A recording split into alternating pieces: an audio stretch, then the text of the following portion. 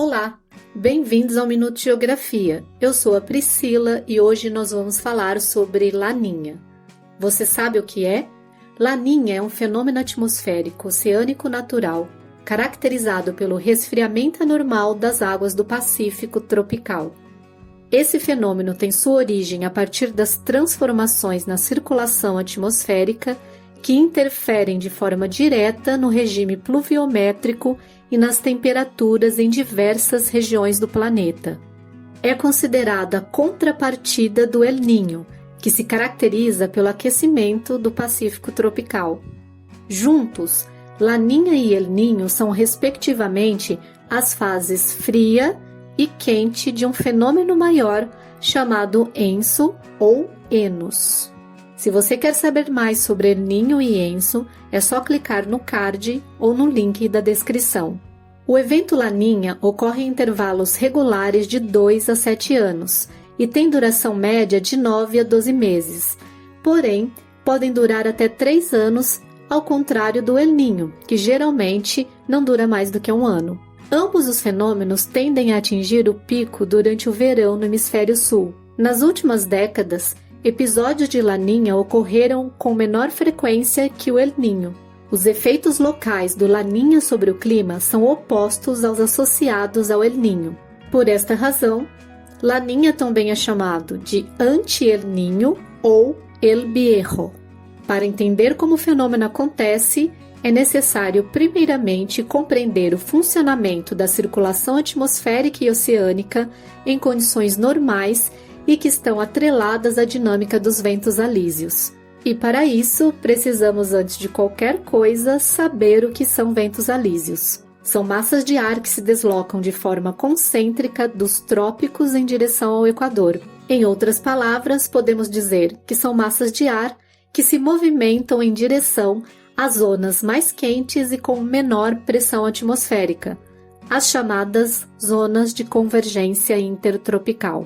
O acúmulo de águas mais frias do que o normal no Pacífico tropical ocorre em razão de alterações na dinâmica desses ventos. Ventos alísios extraordinariamente mais fortes se movem para o oeste, empurrando as águas quentes superficiais para o Sudeste Asiático e a Oceania e alterando o padrão das células de circulação, as chamadas células de Walker. Isso favorece um processo conhecido como ressurgência.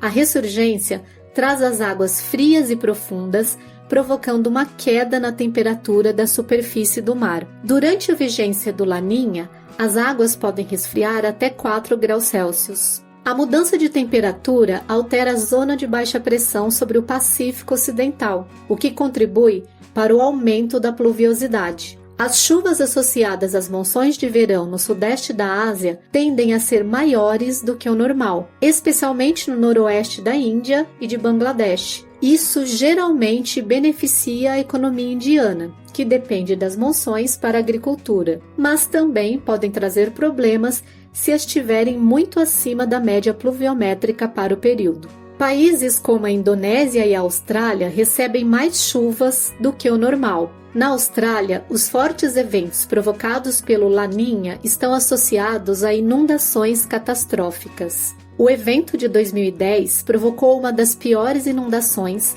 da história de Queensland. Mais de 10 mil pessoas foram forçadas a evacuar e os danos causados pelo desastre foram estimados em mais de 2 bilhões de dólares. Os eventos de Laninha também estão associados a condições mais chuvosas do que o normal sobre o sudeste da África e podem promover tempestades no Canadá e no norte dos Estados Unidos, inclusive causando neve. Em contrapartida, os estados do sul dos Estados Unidos podem ser afetados pela seca. Se no Pacífico Ocidental forma-se uma zona de baixa pressão, no Pacífico Central e Oriental ocorre o oposto. As temperaturas mais baixas contribuem para a formação de uma zona de pressão atmosférica acima do normal, e isso resulta na diminuição da produção de nuvens e de chuvas no Peru, na Bolívia, na Argentina e no Chile. Durante o evento de 1988 e 89, por exemplo, as temperaturas caíram quase 4 graus no Peru.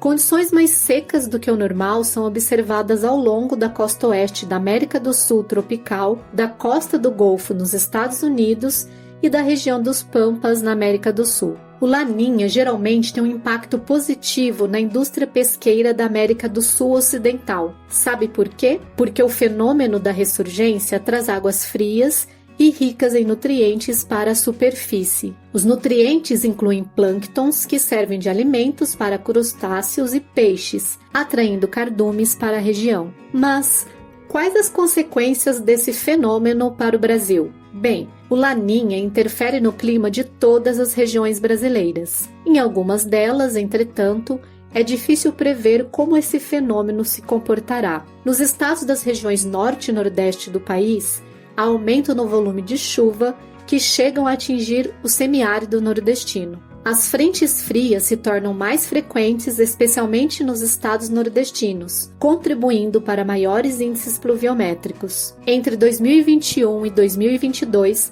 chuvas intensas e persistentes caíram no sul da Bahia, provocando cheias e aumentando a vazão de inúmeros cursos d'água, além de causar enchentes em diversos municípios. Milhares de pessoas ficaram desabrigadas, havendo também registros de feridos e de mortos. O oposto acontece no sul do Brasil, que experimenta uma seca severa com longos períodos de estiagem entre os meses de setembro a fevereiro. Essa redução de chuvas leva a um aumento brusco nas temperaturas diárias, e tais mudanças na dinâmica pluviométrica e nas temperaturas prejudicam as atividades agrícolas. No Sudeste e Centro-Oeste, os efeitos são pouco previsíveis, podendo ocorrer secas, inundações e até tempestades. Usando algumas tecnologias, cientistas têm monitorado os dados sobre El Niño e Laninha nos últimos anos. A Administração Nacional Oceânica e Atmosférica opera uma rede de boias que medem a temperatura da superfície do mar, do ar, as correntes marítimas, os ventos e a umidade. As boias estão localizadas em cerca de 70 locais, desde as Ilhas Galápagos até a Austrália. Essas boias transmitem dados para pesquisadores e meteorologistas todos os dias. Em conjunto com informações visuais que recebem de satélites, os cientistas são capazes de prever com mais precisão o ENSO